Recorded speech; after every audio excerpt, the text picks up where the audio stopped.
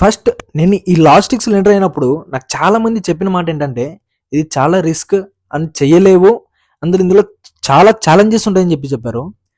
But మనం అట్లా కాదు కదండి.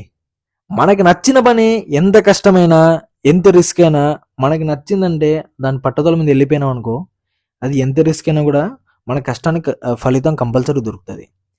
అండ్ ఈరోజు టాపిక్ ఏంటంటే, యాజ్ యూజువల్గా మేము పికప్స్కి స్టార్ట్ అయిపోయినాం. పికప్స్ తీసుకొని అక్కడ ఎన్ని ఉన్నాయని చెప్పి చెక్ చేసుకున్నాం. చెక్ చేసుకొని ట్రాకింగ్ ఐడీస్ అక్కడే ఇచ్చేసి అండ్ అక్కడి నుంచి కనెక్షన్ స్టార్ట్ అయిపోయాం.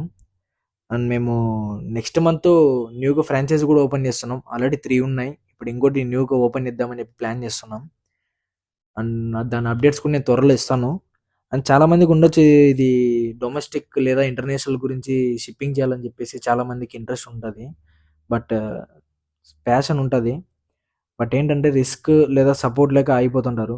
బట్ మేము మీకు ముందుకొచ్చి మేము మీకు సపోర్ట్గా ఉంటాం.